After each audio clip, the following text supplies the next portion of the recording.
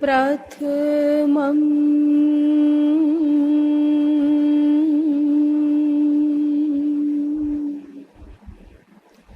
सद्गुरुं वन्दे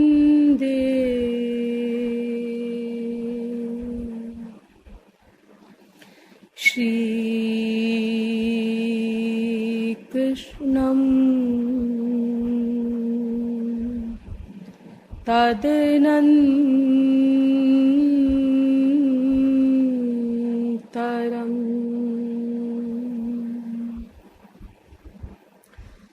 गुरु पापात्मना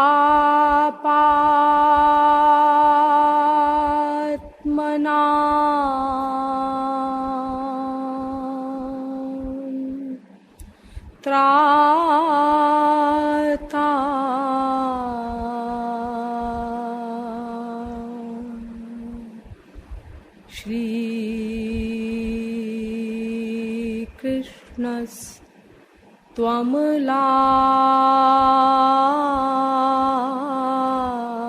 श्रीकृष्णस्त्वमलात्मना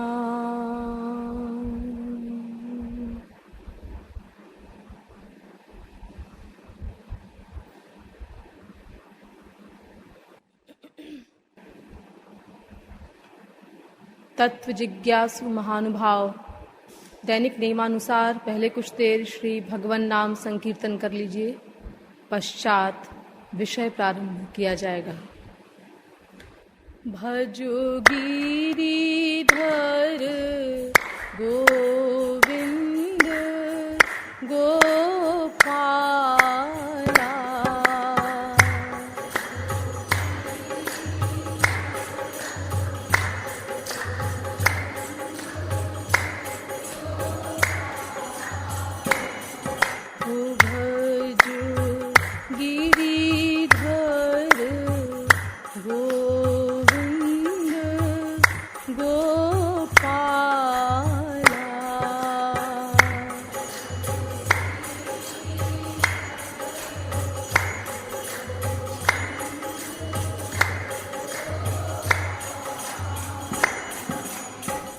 भजो गिरिधर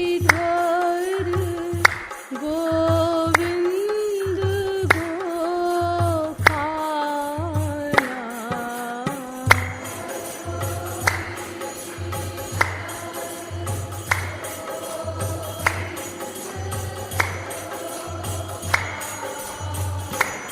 गोपाला, भजो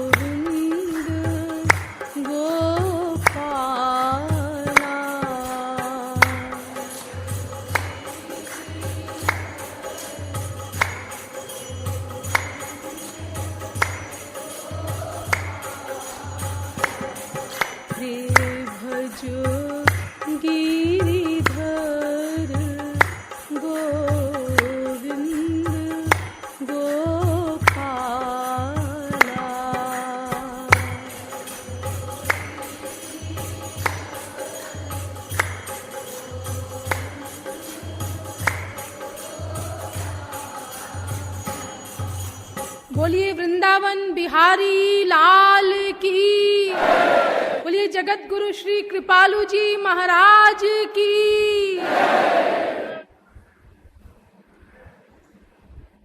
अब आप लोग कृपया समाहित चित्त होकर बैठ जाएं।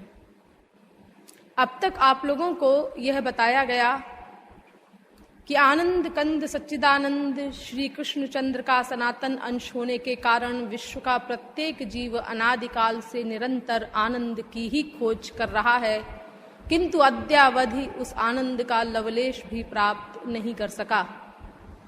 आनंद की परिभाषा भी बताई गई कि आनंद अनंत मात्रा का होता है एवं अनंत काल के लिए होता है, ऐसा वेद कहता है। ऐसा अनिर्वचनीय, अपरिमेय, अपौरुषेय दिव्यानंद एकमात्र भगवान को प्राप्त करके ही प्राप्त हो सकता है। अतएव भगवान को जानने का प्रयत्न किया गया, लेकिन वेदों शास्त्रों ने बताया कि भगवान इंद्रिय मन बुद्धि से सर्वथा परे है। महानतम बुद्धिमान भी उसको नहीं जान सकते। हम लोग निराश हुए, लेकिन पुनः शास्त्रों वेदों ने कहा कि यदि भगवान किसी पर कृपा कर दे और कृपा द्वारा अपनी अचिंत्य अलौकिक दिव्य महाशक्ति प्रदान कर दे, तो ऐसा सौभाग्यशाली जीव ईश्वर को जान सकता है। पश्चात आपको बताया गया कि ईश्वर की वो कृपा कोई आकस्मिकी घटना नहीं है कि एक पर हो जाए और एक पर न हो, वो भी किसी शर्त पर आधारित है, और वो शर्त है भगवत शरणागति। शरणागति का अभिप्राय बताया गया कुछ न करना, और ये भी बताया गया कि शरणागति मन को ही करनी है, क्योंकि प्रत्येक कार्य का एकमात्र कर्ता केवल मन ही होता है। और मन भगवान के शरणागत हो सके, इसके लिए मन को पहले संसार से हटाना होगा जहां वो आसक्त है। अतएव संसार के स्वरूप पर विचार आवश्यक प्रतीत हुआ, और संसार के स्वरूप पर विचार करते हुए आपको बताया गया कि संसार में ब्रह्मलोक पर्यंत सुख का लवलेश भी नहीं है। जो व्यक्ति जिस वस्तु में जितनी मात्रा का सुख मान लेता है, अपना ही माना हुआ उतनी ही मात्रा का सुख उसको उस वस्तु या व्यक्ति से मिलता है, और भ्रमवश वो ये समझ बैठता है कि अमुक वस्तु में सुख है। लॉजिक से भी समझाया गया कि अगर संसार की किसी भी वस्तु में सुख होता तो उस वस्तु से सबको सुख मिलता और सदा सुख मिलता, लेकिन ऐसी कोई भी वस्तु नहीं है जिससे सबको सुख मिले और सदा सुख मिले। अगर किसी व्यक्ति को किसी वस्तु से सुख मिलता भी है तो वो भी धीरे धीरे घटता जाता है, और एक समय ऐसा आता है कि उसी वस्तु से सुख के स्थान पर दुख मिलने लगता है। तो इस प्रकार संसार में सुख नहीं है, ये सिद्ध होता है, और संसार में दुख भी नहीं है, ये भी आपको बताया गया। हम जब किसी वस्तु में सुख मान लेते हैं तो उस वस्तु के वियोग में, अभाव में हमें उतनी ही मात्रा का दुख मिलता है जितना हमने उसमें सुख माना था। इस प्रकार अगर हम बार बार विचार करके अपने मन को संसार से विरक्त कर लें, राग द्वेष रहित कर लें, तब ऐसा मन ईश्वरीय शरणागति का अधिकारी बनता है। लेकिन इस शरणागति को प्रैक्टिकल करने के लिए और इस शरणागति के मार्ग पर पदार्पण करने से लेकर के भगवान की प्राप्ति तक हमें पग पग पर किसी श्रोत्रीय ब्रह्मनिष्ठ महापुरुष की आवश्यकता पड़ती है, ऐसा शास्त्रों वेदों ने बताया। अतः महापुरुष तत्व के विषय में भी बहुत विस्तार से आपको समझाया गया। पश्चात आपको बताया गया कि ईश्वर प्राप्ति के 3 मार्ग यद्यपि बताए गए हैं, लेकिन वास्तव में भक्ति ही एकमात्र मार्ग है, क्योंकि जहाँ कर्म और ज्ञान को ईश्वर प्राप्ति का मार्ग बताया गया है, वो वास्तव में भक्ति ही है। तत्कर्म हरितोषम यत भागवत सा विद्या तन्मतिर्यया भागवत, अर्थात भक्ति युक्त कर्म ही कर्मयोग बन करके और भक्ति युक्त ज्ञान ही ज्ञान योग बन करके माया निवृत्ति कराता है। भक्ति रहित कर्म, भक्ति रहित ज्ञान माया निवृत्ति नहीं करा सकता। ये बहुत डिटेल में आप लोगों को समझाया गया था शास्त्रों वेदों आदि के द्वारा। पश्चात आपको बताया गया कि भक्ति भगवान की सबसे अंतरंग शक्ति का नाम है, और ये एकमात्र किसी वास्तविक रसिक महापुरुष की कृपा से ही मिलती है। लेकिन उस कृपा को पाने के लिए अंतःकरण की शुद्धि अनिवार्य है, और अंतःकरण शुद्धि के लिए साधना भक्ति अनिवार्य है। असाधना भक्ति की 3 शर्त आपको बताई गई कि मोक्ष पर्यंत की कामनाओं को अंतःकरण से निकालना होगा। नंबर 2, ज्ञान कर्म तपश्चर्यादि आवरणों से भक्ति को पृथक रखना होगा। और तीसरी शर्त आपको बताई गई कि शांत, दास्य, सख्य, वात्सल्य एवं माधुर्य, इन उत्तरोत्तर श्रेष्ठ 5 भावों से श्री कृष्ण का अनुशीलन करना होगा।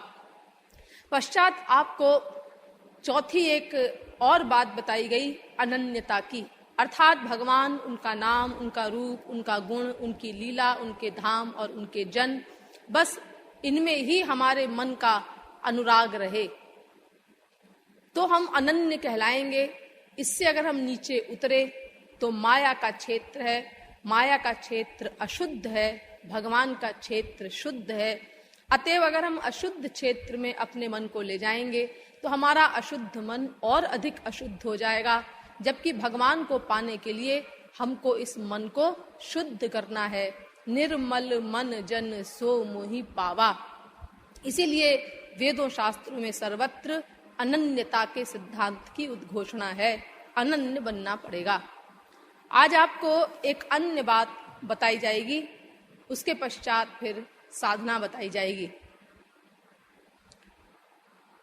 हमारे यहाँ जब हम प्रैक्टिकल ईश्वर की ओर चलने लगते हैं तो सबसे पहली बात ये सामने आती है कि हमें भगवान का रूप ध्यान करना पड़ेगा।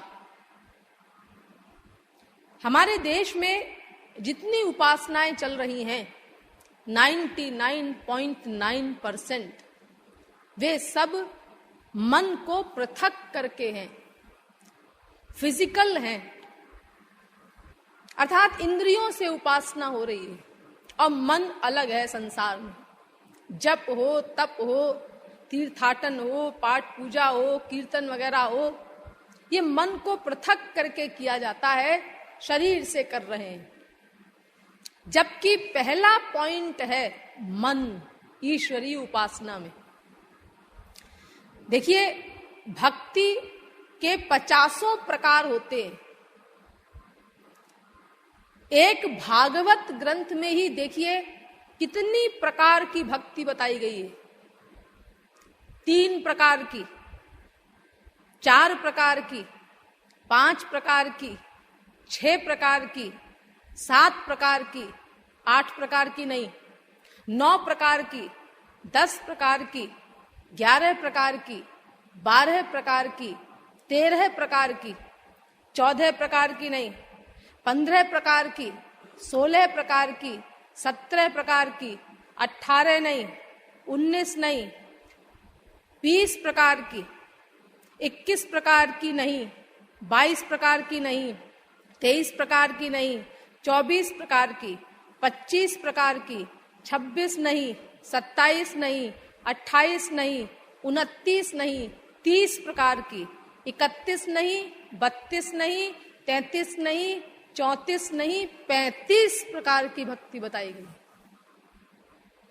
यानी एक अकेले भागवत ग्रंथ में ही 3 प्रकार से लेकर के 35 प्रकार तक की भक्ति बताई गई है। लेकिन इसी को आप पूरी मत समझ लीजिएगा, अनंत प्रकार की भक्ति होती है। तस्मात् केनाप्युपायेन मनः कृष्णे निवेशयेत्। भागवत 7वें स्कंद के पहले अध्याय का 31वां श्लोक।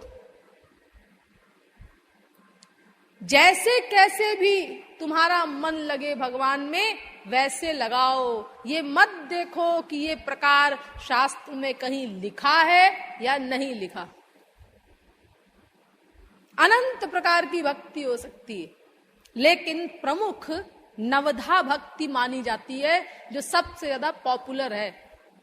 श्रवणम कीर्तनम विष्णोः स्मरणम पाद सेवनम अर्चनम वंदनम दास्य सख्यमात्मनिवेदनम। भागवत 7वें स्कंद के 5वें अध्याय का 23वां श्लोक।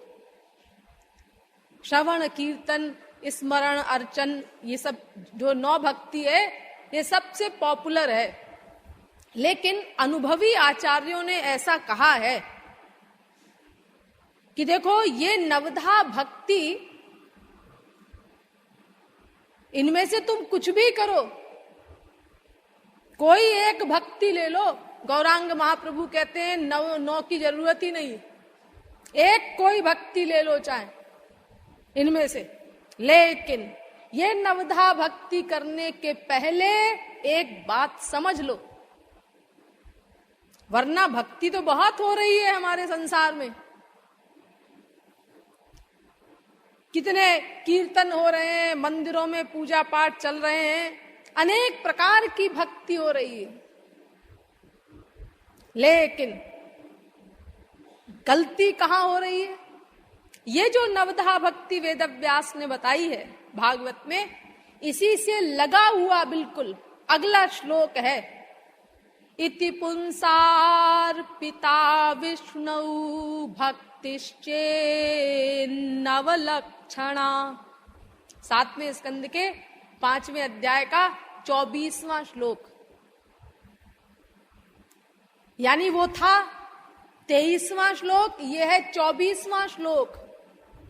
यानी वेदव्यास कहते हैं कि देखो, ये नवधा भक्ति करो, इसके पहले भगवान को समर्पित हो जाओ, सर्व समर्पण करो, कंप्लीट सरेंडर करो, उसके बाद भक्ति करो। चाहे 9 प्रकार की भक्ति करो, चाहे कोई एक प्रकार की भक्ति करो, अथवा इनसे पृथक कोई तुम और भक्ति करो, लेकिन पहले वो शर्त पूरी करो, इति पुंसार पिता, भगवान को समर्पण करो पहले, फिर भक्ति करो। देखिए, हमारे देश में भागवत के सप्ताह सुने जाते हैं। कहां जा रहे हो भाई? जा रहे हैं भागवत सप्ताह सुनने के लिए। क्या होगा इससे? अरे क्या होगा? मुक्ति होगी, और क्या होगी? किसने बताया तुमको? अरे वो परीक्षित ने सुनी थी ना भागवत, तो 7 दिन में संसार से मुक्त हो गए थे, सुखदेव परमहंस ने सुनाई थी। अच्छा, तुमको परीक्षित मिले थे क्या, या सुखदेव परमहंस ने बताया था तुमको? अजी, सारी दुनिया भागवत सुनती है तो क्या सारी दुनिया बेवकूफ है? देखो, आपकी भागवत में क्या लिखा हुआ है, उस पर ध्यान दो। तच्छृण्वन् विपठन् विचारण परो भक्त्या विमुच्ये नरः। भागवत के 12वें स्कंद के 13वें अध्याय का 18वां श्लोक। यानी भागवत को सुनो या पढ़ो और उसके बाद उसका मनन करो, विचारण परो, उस पर गंभीर विचार करो, गंभीर चिंतन करो, और फिर भक्त्या, भक्ति करो प्रैक्टिकल श्री कृष्ण की, तब मुक्ति होगी। तच्छृण्वन् विपठन् विचारण परो भक्त्या विमुच्ये नरः। वासुदेव मनाराध्य को मोक्षम समवाप्स्यति। वेदव्यास कहते हैं कि बिना भक्ति के, और तुम केवल ये भागवत सुन करके, शब्दों को सुन करके और मोक्ष प्राप्त करने का स्वप्न देख रहे हो, बड़े भोले हो तुम। अरे ऐसे मोक्ष मिलना होता तो फिर क्या बात थी, फिर तो कोई भी 7 दिन में गोलोक चला जाता बिना परिश्रम के। और फिर वो जो पंडित सुना रहा है वो संस्कृत में सुना रहा है, क्योंकि भागवत तो संस्कृत में है ना। हाँ, और जो सुनने वाला है वो अंगूठा छाप है, वो बैठा है सुनने के लिए। यानी ये तत्क्षणवन भी नहीं हुआ, विपठन भी नहीं हुआ, और जब यही नहीं हुआ तो फिर विचारण परो कैसे होगा, और फिर भक्त्या, वो तो बहुत आगे की बातें है। इसीलिए वेदव्यास ने नवधा भक्ति में शर्त लगा दी, इति पुंसार पिता, पहले भगवान को सर्व समर्पण करो, मन का दान करो, मन का दान, क्योंकि ये मन ही करता है, मन ही बंधन और मोक्ष का कारण है।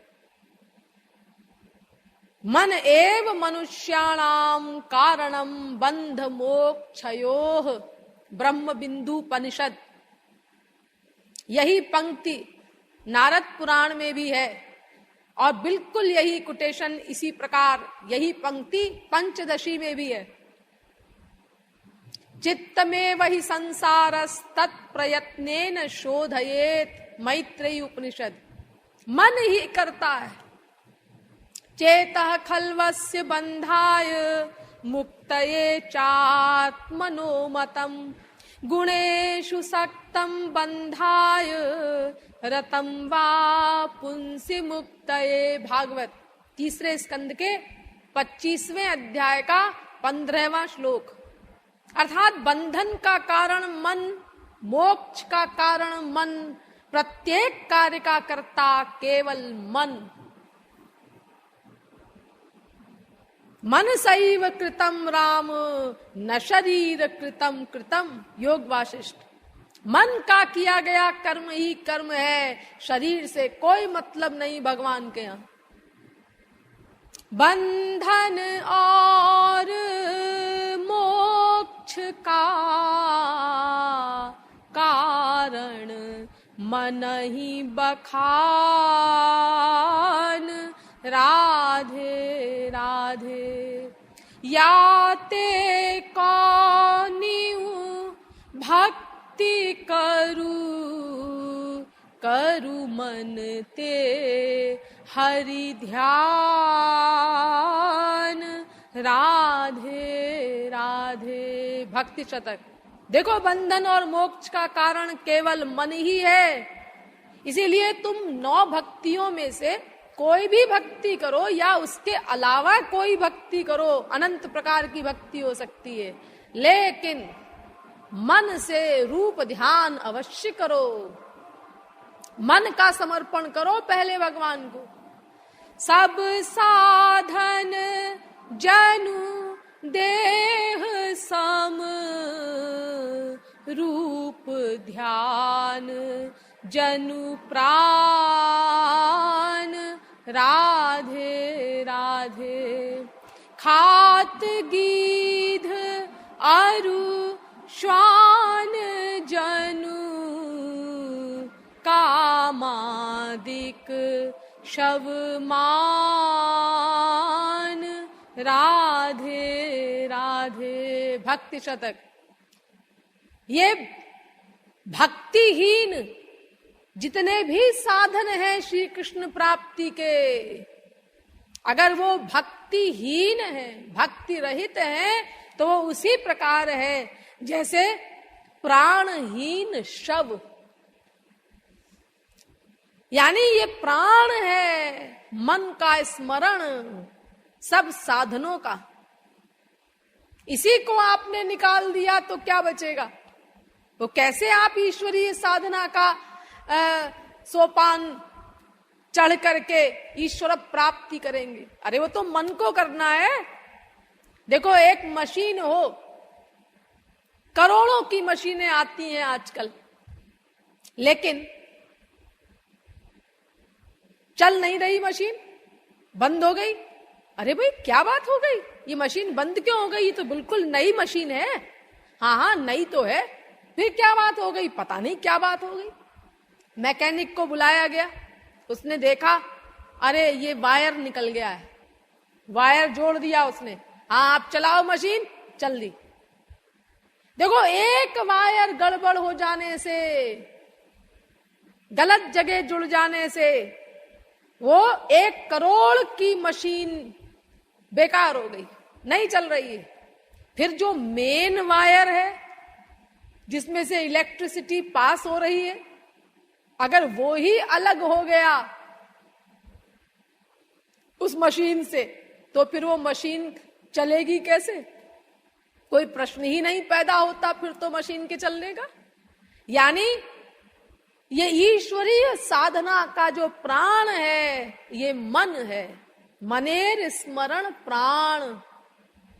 अगर आपने उसको ही निकाल दिया, मन रूपी तार जो मेन है जिससे इलेक्ट्रिसिटी पास होती है उस मशीन में, उसी को आपने उस मशीन से, साधना से पृथक कर दिया आपने, तो फिर कैसे आपकी साधना होगी?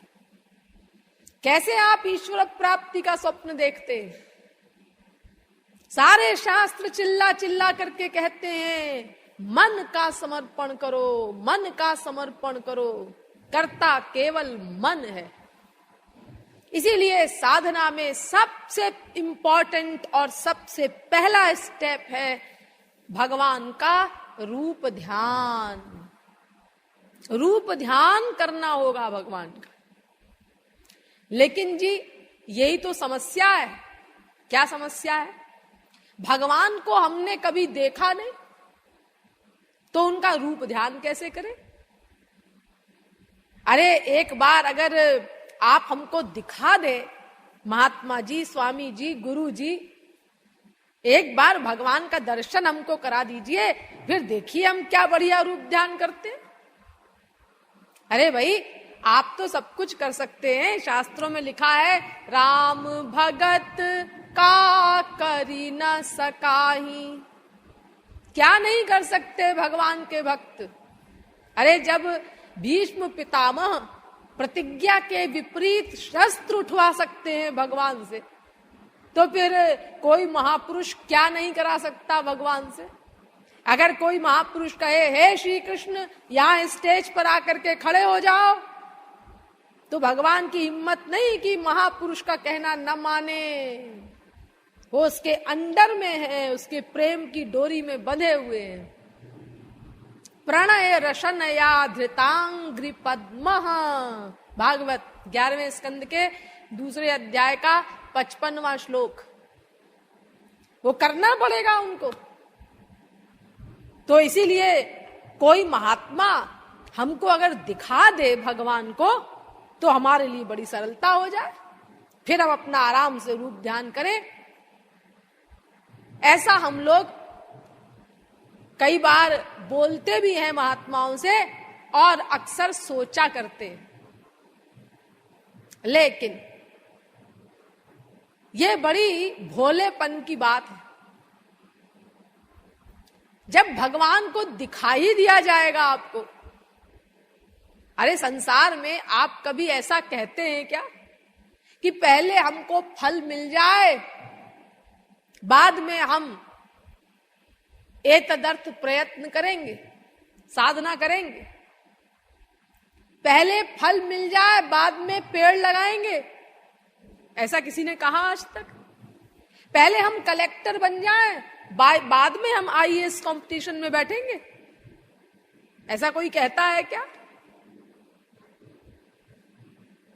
पहले बच्चा हो जाए, बाद में ब्याह करेंगे,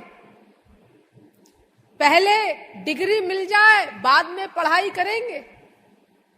अरे संसार में कभी आपने इस प्रकार के वाक्य बोले हैं क्या? अगर पहले ही दिन कोई बच्चा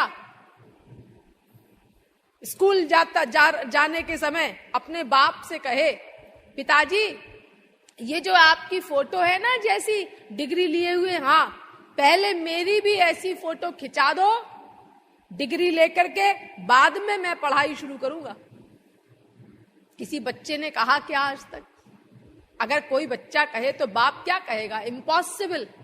पहले डिग्री मिल जाए तुमको, बाद में तुम पढ़ाई स्टार्ट करोगे, ऐसा नहीं हो सकता। पहले पढ़ाई करनी पड़ेगी। वो तुम पहले पढ़ाई करो 15-16 वर्ष तक, बाद में ये डिग्री तुमको मिलेगी। ठीक है भाई, नहीं मिल सकती बिना इतने वर्षों तक पढ़ाई किए तो ठीक है, चलते हैं भाई स्कूल।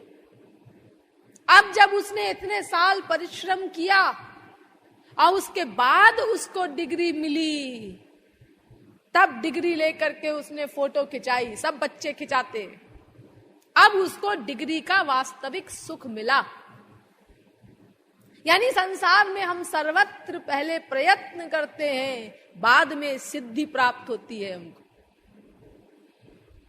और ईश्वरी जगत में तपाक से बोल देते हैं, पहले भगवान को दिखा दो, बाद में हम रूप ध्यान करेंगे। ऐसा कैसे संभव है भाई?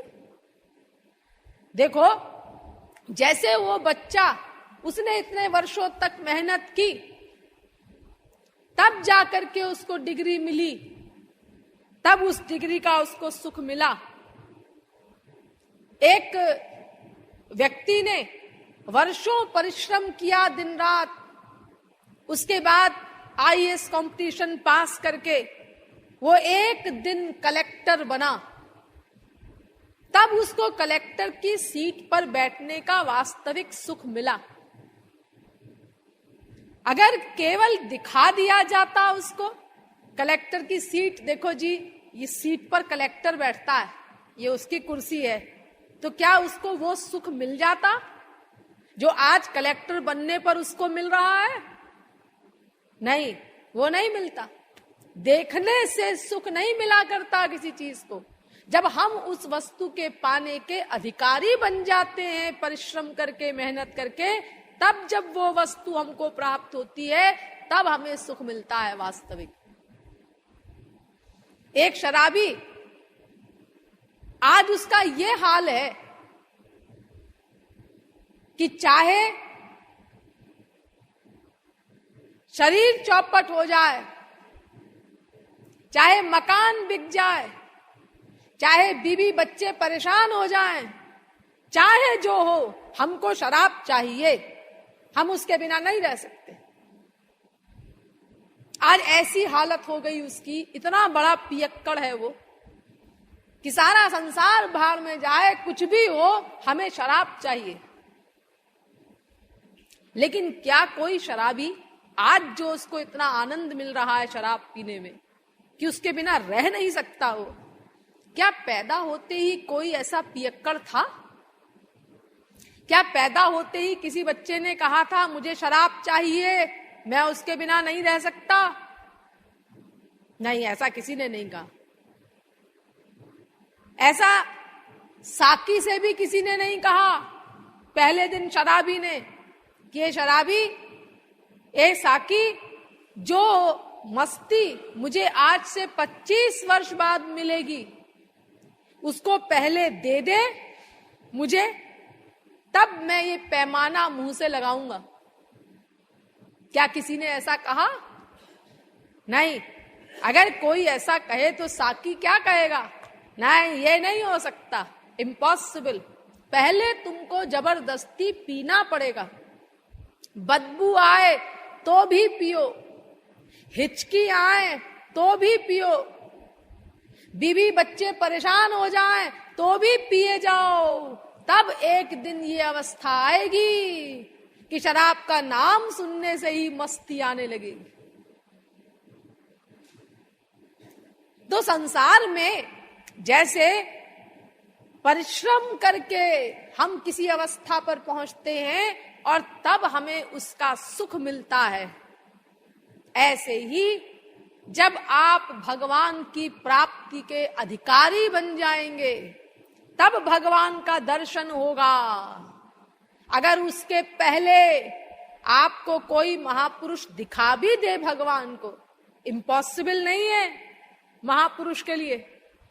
राम भगत का कर न सकाही, लेकिन आपका बहुत बड़ा नुकसान हो जाएगा इससे। ऐसा कभी किसी से भूल करके भी कहिएगा मत, किसी संत से।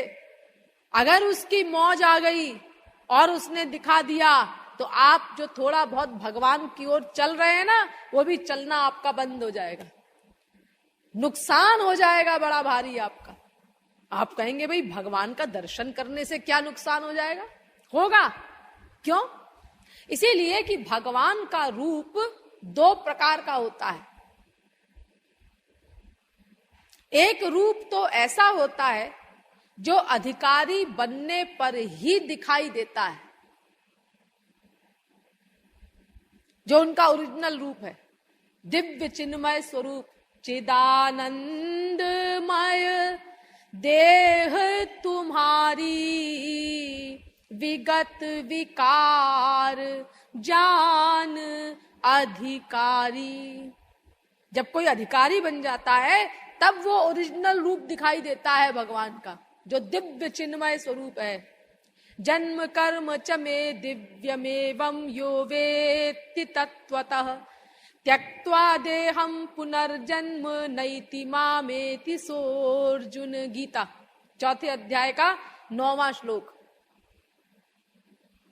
और एक रूप ऐसा होता है जिसको हम लोग भी देख सकते हैं बिना अधिकारी बने, और ऐसे रूप को हम लोगों ने अनंत बार देखा है।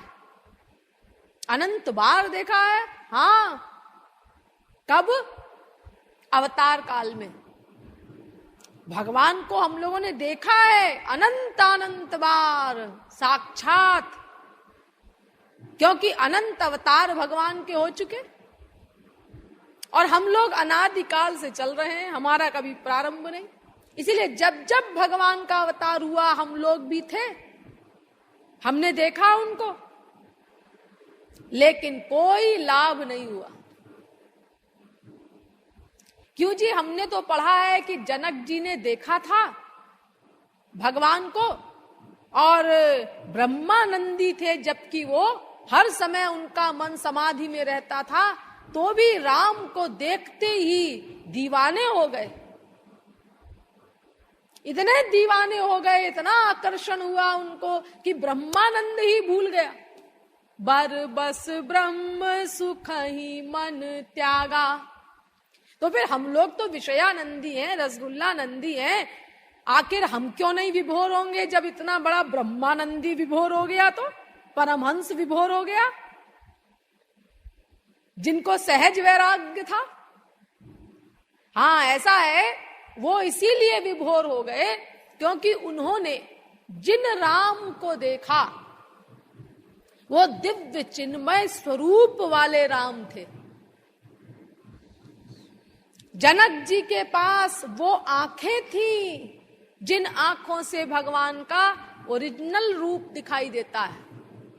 वो दिव्य आंखें थी जनक जी के पास, इसीलिए उन्होंने दिव्य राम को देखा, चिदानंदमय स्वरूप देखा उनका, इसीलिए दीवाने हो गए।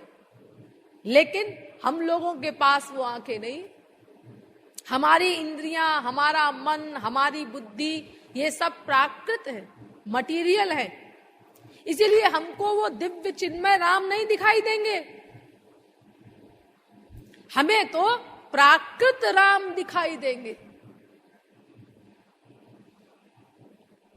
जैसे मनुष्य होते हैं मायाबद्ध। देखिए, आप लोगों ने भागवत में पढ़ा होगा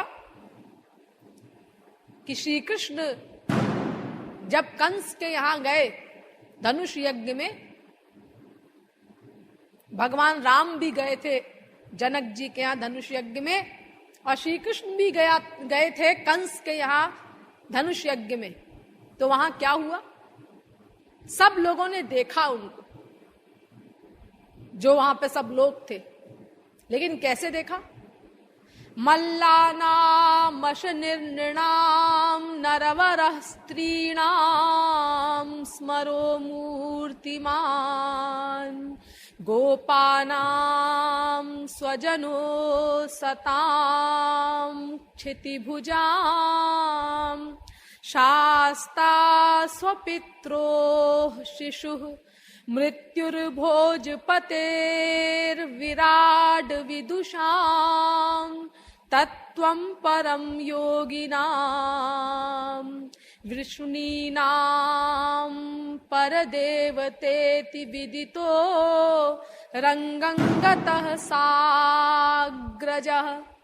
भागवत 10वें स्कंद के 43वें अध्याय का 17वां श्लोक। पहलवान लोगों ने श्री कृष्ण को देखा।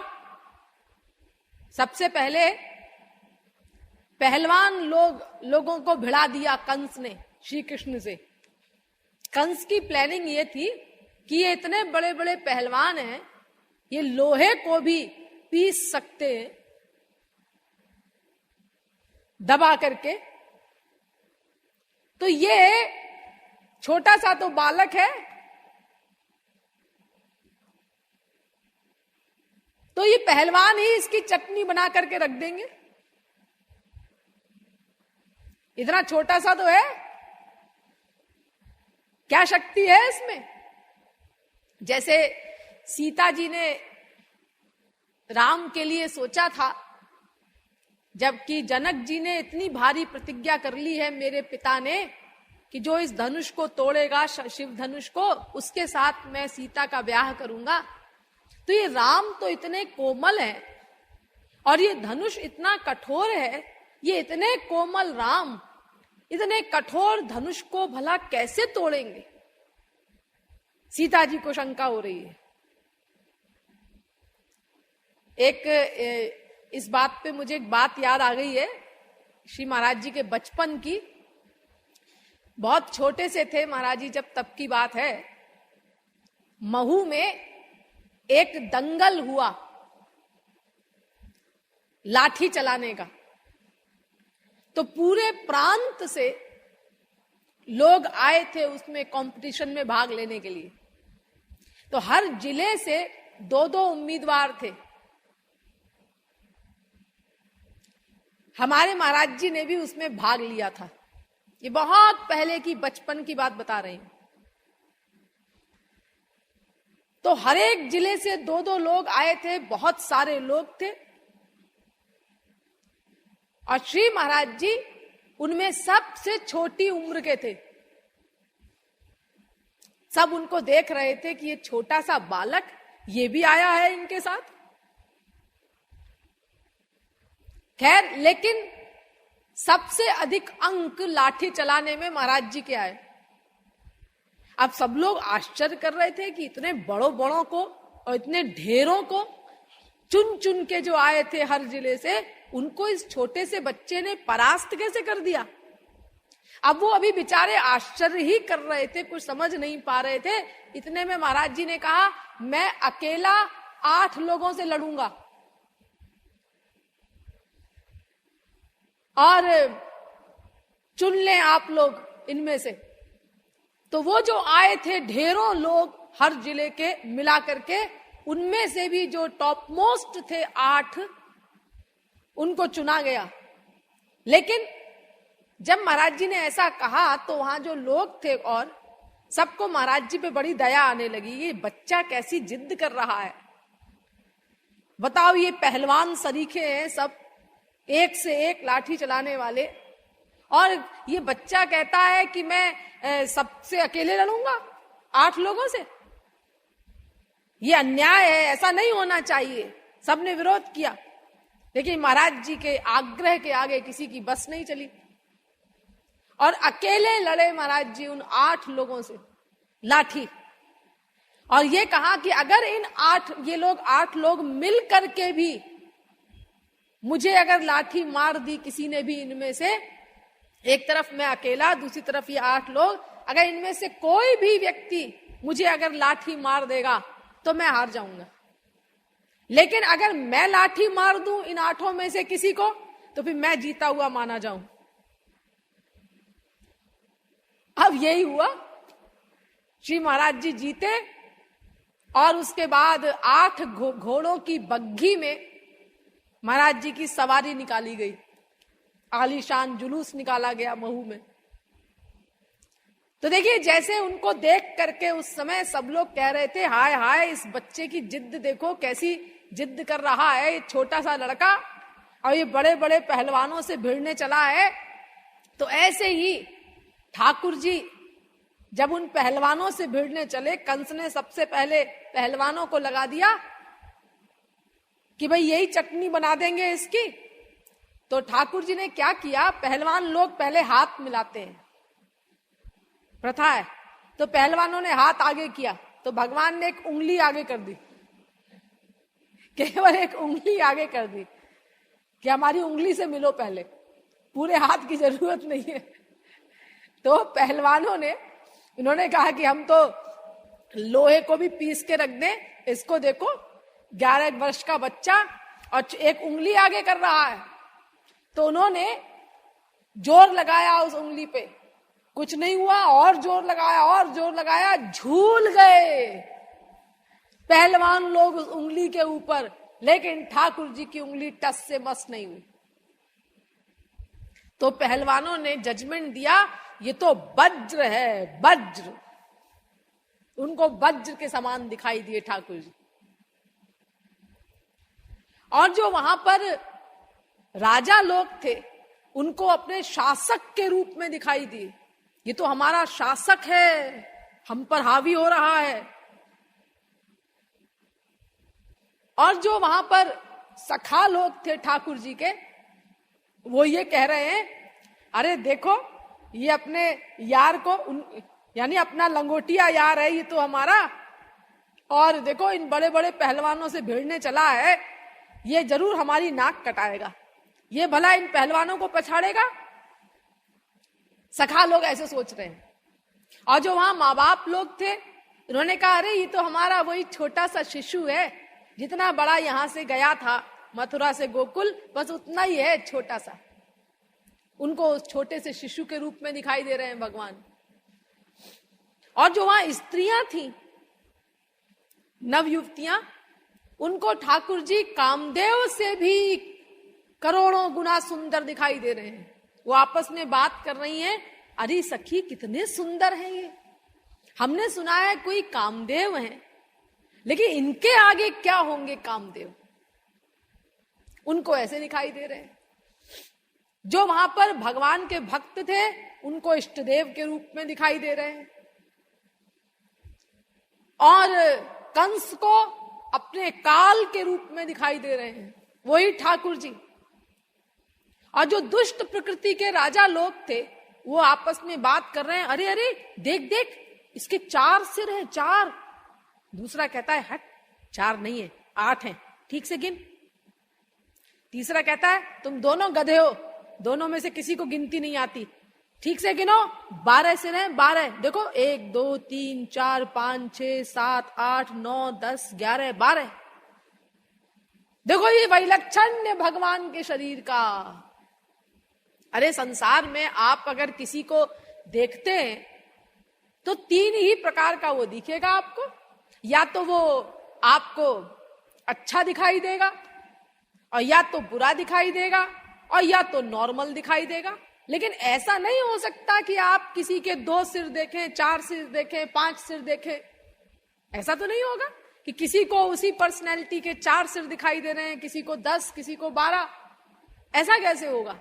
लेकिन ये भगवान का शरीर अलौकिक है, प्राकृत नहीं है, इसीलिए उस अलौकिक शरीर का ये वैलक्षण्य है। और जो योगी लोग थे वहां पर, निर्गुण निर्विशेष निराकार ब्रह्म के उपासक, वो कहते हैं सुनो भाई, वो आया नहीं अभी तक, वो धनुष तोड़ने वाला। लोग कहते हैं अंधे हो क्या, दिखाई नहीं पड़ रहा, ये खड़ा तो है सामने है, क्या बकते हो, मैं अंधा हूं, मैं यहां बैठे बैठे देखता हूं इंग्लैंड में क्या हो रहा है, मैं अंधा नहीं हूं, योगी हूं, योगी। लेकिन उनको ठाकुर जी नहीं दिखाई दिए, क्योंकि वो निराकार ब्रह्म के उपासक हैं, सगुण साकार रूप में उनको दर्शन नहीं दिए। यही हाल हुआ जब जनक जी की सभा में भगवान राम गए थे। आप लोगों ने रामायण में पढ़ा होगा, डरे कुटिल नृप प्रभु ही निहारी, मनहु भयानक मूरति भारी, देखहि रूप महारन धीरा, मनहु वीर रस धरे शरीरा, रहे असुर छल छो निप वेशा, तिन्ह प्रभु प्रगट काल सम देखा, पुरवासिन देखे दो भाई, नर भूषण लोचन सुखदाई, नारी विलो कहीं हर्षि निज निज रुचि अनुरूप, जनु सोहति सिंगार धरी मूरति परम अनूप, विदूषण प्रभु विराटमय दिशा, बहुमुख कर पग लोचन सीसा, सहित विदेह विलोकत रानी, शिशु सम प्रीति न जाति बखानी, जनक जाति अवलोकहि कैसे, सजन सगे प्रिय लागहि जैसे, हरि भक्तन देखे दो भाई, इष्ट देव इव सब सुखदाई। राम ही चितव भाय जेहि सिया, सो स्नेह सुख नहीं कथनिया। उर अनुभवती न कही सक सोऊ, कवन प्रकार कहे कवि कोऊ।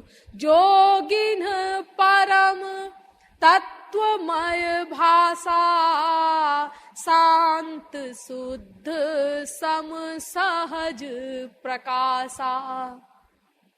सबको अलग अलग रूप में दिखाई दे रहे हैं। हम लोग भी थे वहां, साधारण लोग। हम लोगों ने भी देखा तो कैसे देखा? लड़का जचता है, आकर्षक है, पर्सनैलिटी जचती है इसकी, बस। यानी कंक्लूजन क्या निकला? जाकी रही भावना जैसी, प्रभु मूरति देखी तिन तैसी। वो दिव्य चिन्मय रूप नहीं दिखाई देगा, आपको अपनी अपनी भावना के अनुसार दिखाई देंगे भगवान। एक फिलोसफर ने कहा है, God is like a mirror, the mirror never changes, but everybody who looks at it sees something different. भगवान एक दर्पण के समान है।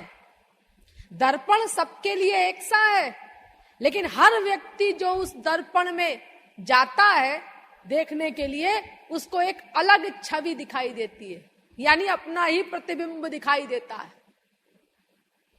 सबको अलग अलग प्रतिबिंब दिखाई दे रहा है, अपना प्रतिबिंब, जबकि दर्पण एक है। अर्नेस्ट होम्स नामक फिलोसफर ने भी कहा है, there is but one ultimate power, this power is to each one what he is to it. अर्थात वो सुप्रीम पावर, परात्पर शक्ति केवल एक है। वो एक परात्पर शक्ति सबको अपनी अपनी भावना के अनुसार दिखाई देती है। तो भगवान का ओरिजिनल रूप नहीं दिखाई देगा हमको अवतार काल में, नहीं दिखाई दिया, क्योंकि अनंत बार हम देख चुके हैं। हमें तो जैसी हमारी अंतःकरण की स्थिति होगी, जितनी हमारी स्पिरिचुअल पावर होगी, उसके अनुसार हमको भगवान दिखाई देंगे। तो फिर हमें लाभ क्या होगा उससे? बल्कि नुकसान ये होगा कि हम कहेंगे, अच्छा ऐसे ही भगवान होते हैं, क्योंकि आज तो आपकी बहुत अधिक श्रद्धा है भगवान में। ये क्यों है? ये उनके बारे में सुन सुन करके है। ये सब वेद शास्त्र बता रहे हैं, महापुरुष लोग आ करके बताते हैं उन भगवान की महिमा को। तो ये सुन सुन करके आपकी ये भावना है भगवान के लिए, श्रद्धा है उनके प्रति, प्यार है, जो भी है अपनी अपनी लिमिट का। लेकिन अगर आप उनके स्वरूप को देख लेंगे तो प्राकृत नर अनुरूप दिखाई देंगे, साधारण आपको दिखाई देंगे अपने अंतःकरण की स्थिति के अनुसार। तो उससे क्या होगा कि आप कहेंगे कि अरे ऐसे भगवान होते हैं दो कौड़ी के, इनमें तो कोई आकर्षण नहीं दिखाई देता, इनसे अच्छा तो बेटा लगता है हमको अपना, हमारी बीवी ज्यादा अच्छी लगती है, हमारा बेटा ज्यादा अच्छा लगता है, हमारा पति ज्यादा अच्छा लगता है, इनमें तो कोई आकर्षण नहीं है। इन्हीं भगवान को पाने के लिए हम इतना लेबर करें, इतनी माथापच्ची करें, संसार से वैराग्य करो, साधना करो, आंसू बहाओ, ये करो वो करो, है बाजा है ऐसे भगवान से, दो कौड़ी के भगवान। ऐसा बोलेंगे हम अगर कोई महापुरुष हमको भगवान दिखा दे। अरे अनंत अवतार हुए, हमने कहां लाभ उठाया भगवान से? अवजानन्ति मां मूढ़ा मानुषीं तनुमाश्रितम् परम भावमजानन्तो मम भूत महेश्वरम। गीता 9वें अध्याय का 11वां श्लोक।